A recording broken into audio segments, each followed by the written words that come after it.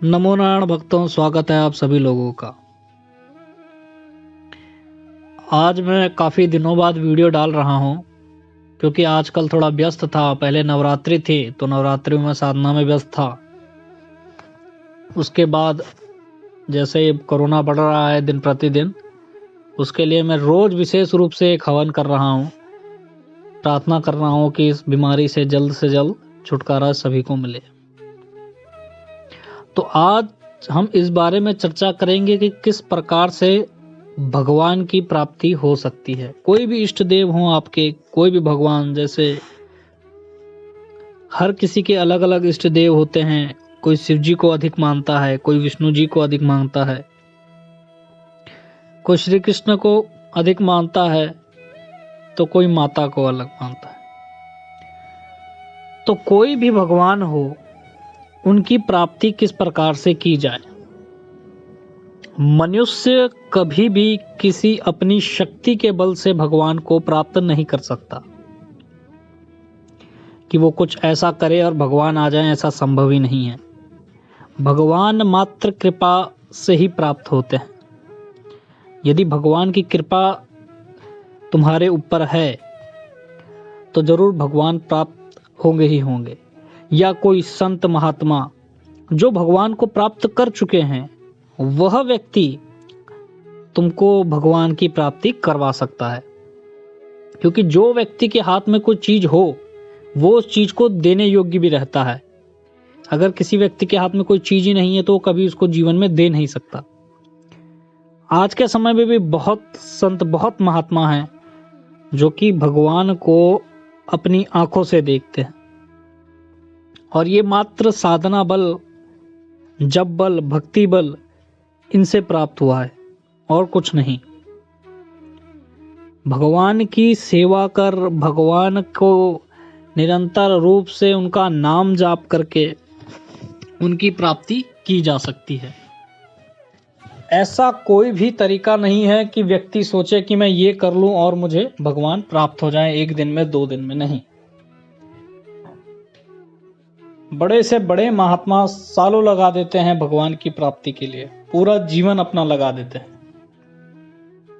जिनको प्राप्त हो जाता है वो प्राप्त करवा भी देते हैं। अगर कोई व्यक्ति चाहता है भगवान की प्राप्ति, तो वो मात्र एक कार्य करे, पहले कोई भी गंदे कर्म ना करे, अपने कर्मों में ध्यान दे, अपने कर्म सही रखें। दूसरी चीज, सेवा करें, जैसे कि, और तीसरी चीज नाम जप। सेवा उदाहरण के तौर पर मैं तुम्हें बताता हूं। सेवा, अगर तुम, उदाहरण के तौर पर बता रहा हूं, अगर तुम हनुमान जी की सेवा करते हो तो तुमको राम जी अवश्य प्राप्त होंगे। जो भी भगवान का प्रिय होता है, अगर तुम उनकी सेवा करते हो तो भी तुमको भगवान की प्राप्ति होगी। अगर कोई संत महात्मा तुमको दिखता है, सच्चा संत महात्मा हो, भगवान के उसमें लीन हो, उसको प्राप्ति हो चुकी हो, अगर तुम उसकी सेवा करोगे तो भी, क्योंकि भगवान अपने भक्तों को खुश देखना चाहता है, तो भक्तों की सेवा भी जरूर। जैसे कोई, तुम जाते हो कोई मंदिर में, देखो पंडित हो, अगर वो पंडित पूजा करता है, तुमको पता है अच्छा पंडित है, उसकी सेवा करो तो भगवान तुम पे अति प्रसन्न होगा। कोई भी भगवान हो, भक्तों की सेवा, भगवान की सेवा, और तीसरा नाम का जाप। यदि तुम साधना ना कर सको कोई बात नहीं, नाम का जप निरंतर रूप से करो। मैं ये नहीं कह रहा हूं कि 108 का पाठ तुम डेली करो। तुम मात्र एक माला भी डेली करते हो मात्र नाम की, तो भी तुमको भगवान की प्राप्ति होगी ही होगी। नाम की महिमा बहुत बड़ी है।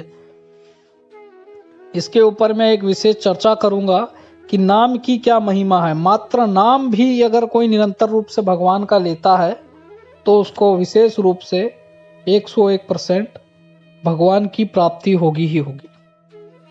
बाकी साधना मार्ग हैं, परंतु वो कठिन मार्ग हैं। उनके लिए नियम, व्यक्ति को अपने जीवन में कई नियम लगाने पड़ते हैं, समय देना पड़ता है, जाप करना पड़ता है। तो भगवान प्राप्त करने के लिए भगवान की कृपा होना बहुत जरूरी है। या तो तुम इतने सक्षम हो रावण के जैसे। रावण अगर किसी की, कोई भी भगवान हो, उसकी प्राप्ति करने के लिए चाहता था तो इतना तप करता था कि भगवान मजबूर हो जाते थे उससे मिलने के लिए। उतना बल अभी पृथ्वी में मनुष्यों के उसमें नहीं है कि इतना कठिन तप कर सके, क्योंकि एक तो मनुष्य की आयु बहुत छोटी है। आजकल तो व्यक्ति 100, 80, 70 साल ही जी रहे हैं, इससे ज्यादा नहीं जी पा रहा है। कुछ महात्मा ही हैं जो 100 क्रॉस करते हैं, वो अपना जीवन पूरा देते हैं। उनकी कृपा फिर जब बनने लग जाती है, उम्र भी बढ़ना शुरू हो जाती है। तो ये विशेष रूप से ध्यान रखें, अपने कर्म अच्छे रखें, नाम का जाप करें और भक्तों की सेवा करें, भगवान की सेवा करें। अगर यह सब व्यक्ति करते हैं, और नाम की महिमा क्या है, मैं इसके ऊपर एक विशेष वीडियो भी बनाऊंगा कि नाम की क्या महिमा है। नमो नारायण। जय माई की।